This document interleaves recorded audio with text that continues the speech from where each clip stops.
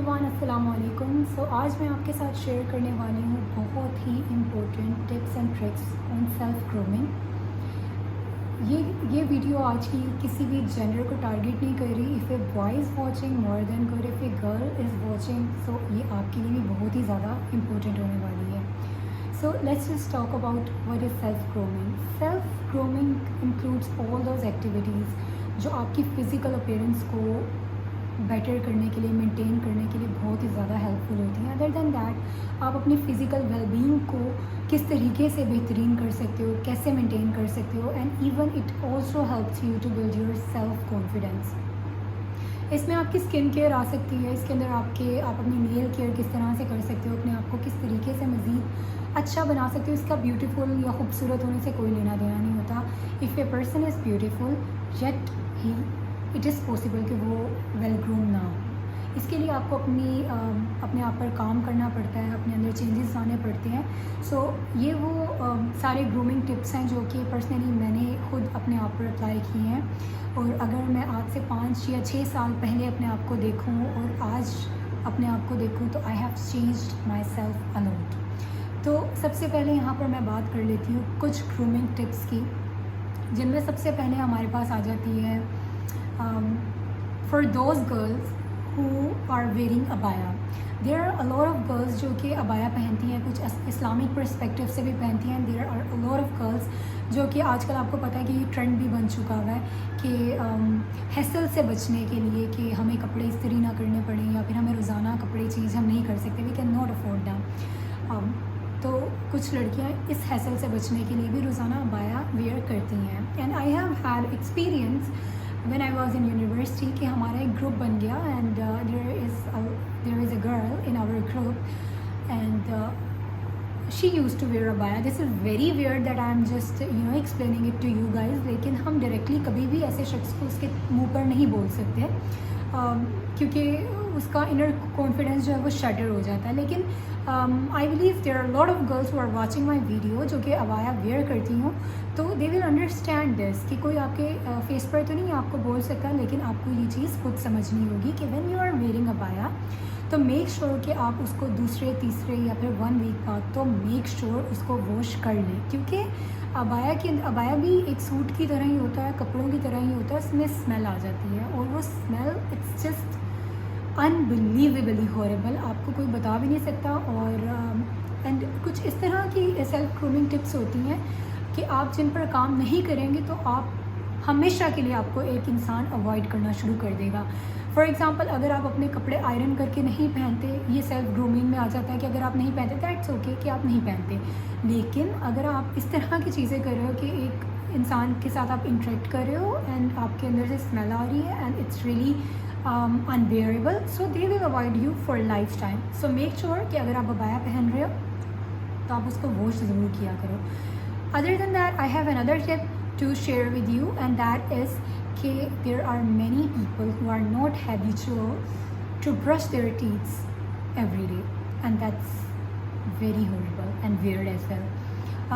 Like आप university जाते हो, आप कॉलेज जाते हो और इवन आप काम पर जाते हो, वर्किंग वुमेन हो या वर्किंग मैन हो, and you are interacting with classmates and you are interacting with your colleagues and you do not brush your teeths, तो दैट्स हॉरेबल। आपके मुंह से इतनी ज़्यादा स्मेल आ रही होती है एंड आप लाइफ टाइम उस बंदे से कट जाते हो, बिकॉज वो आपको हमेशा के लिए अवॉइड करेगा कि ये आ रहा है, इसके मुंह से स्मेल आएगी, मेरा दिल ख़राब होगा तो मैं इसको अवॉइड करता हूँ। तो मेक श्योर कि आप अपनी हैबिट, अपने अंदर की आदत डालें कि रोज़ाना आपने ब्रश करना है।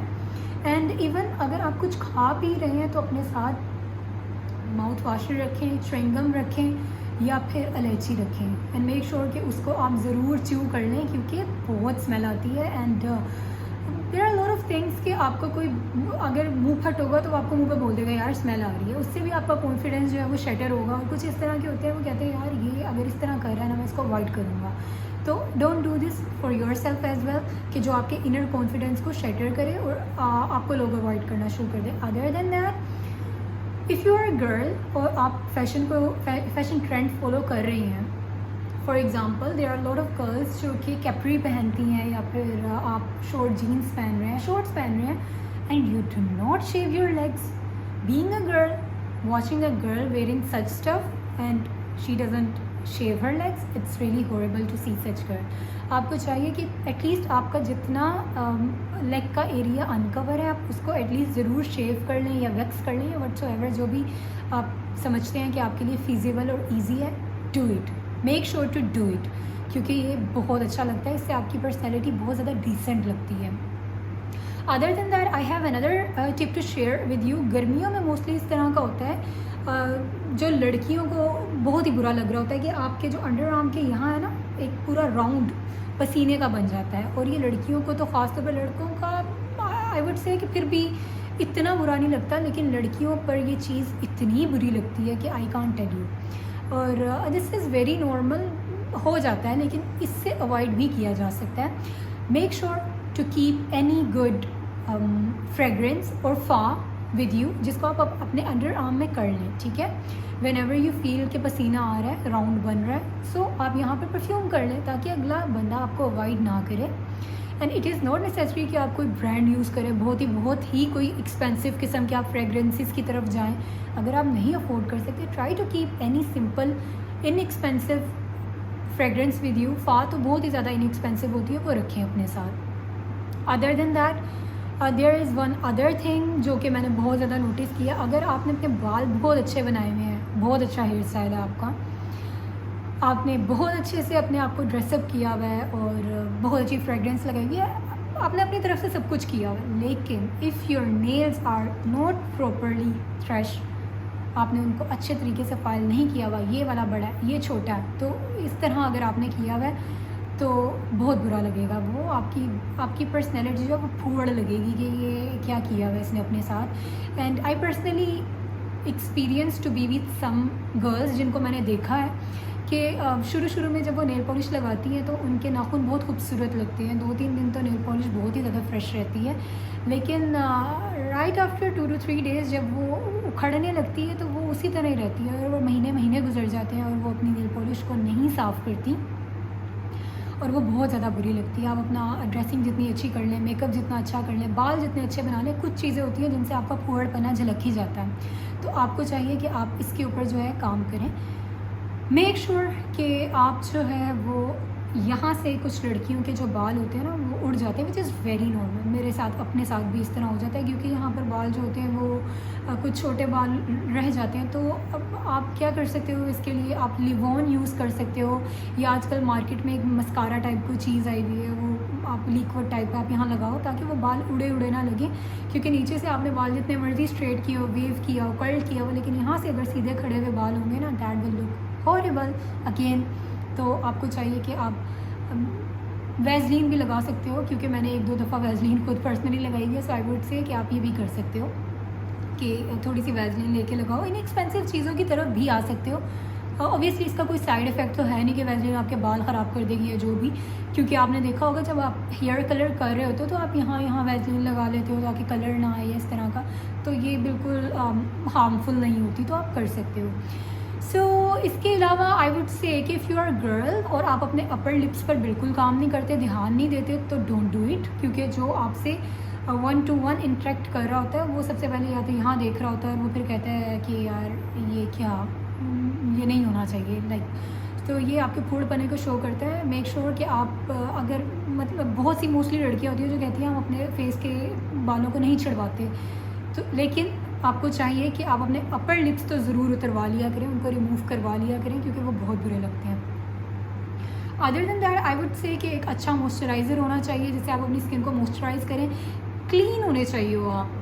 इट्स नॉट इम्पोर्टेंट कि आपने बहुत ज़्यादा मेकअप किया हो, बहुत एक्सपेंसिव सी प्रोडक्ट्स लगाई हो.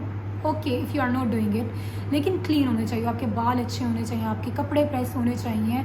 And one more thing to quote here कि अगर आपने बहुत अच्छी ड्रेसिंग किया, बहुत अच्छे बाल बनाए हुए हैं, बहुत ही खूबसूरत मेकअप किया हुआ है, बहुत अच्छी आपने वॉच पहनी हुई है, वॉच इज़ अनदर पार्ट जो आपकी पर्सनैलिटी पर बहुत अच्छी लगती है. एक इंसान वेल ग्रूम लगता है, बहुत अच्छा लगता है, नीट लगता है वॉच पहन के. लेकिन अगर आपने जूते गंदे पहने हुए हैं, आपने फ्लैट या जूते बहुत गंदे पहने हुए हैं, आपने पाँव नहीं धोए हुए, तो आपकी पर्सनैलिटी ज़ीरो कर देती है वो चीज़.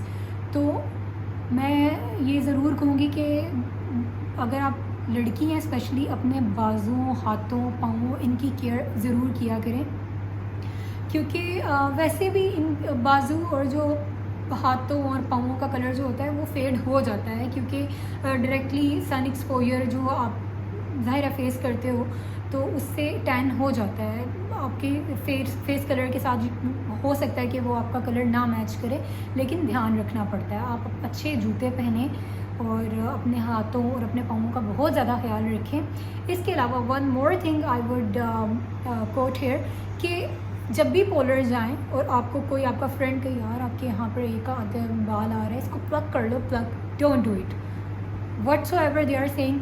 आपने इसको बिल्कुल भी प्लग नहीं करना, ख़ास तौर पे जब आपकी चिन पर बाल है, यहाँ पर बाल आ जाए, कोई भी वेरी नॉर्मल 1-2 बाल आ जाते हैं। जब बड़ा हो नीचे से काट दो, इसको कभी भी आपने रूट से नहीं काटना, क्योंकि ये मल्टीप्लाई होते हैं और एक के चक्कर में आप यहाँ पर पूरी लाइन लगवा लोगे। So don't do it. So these are some of the tips which I have personally experience to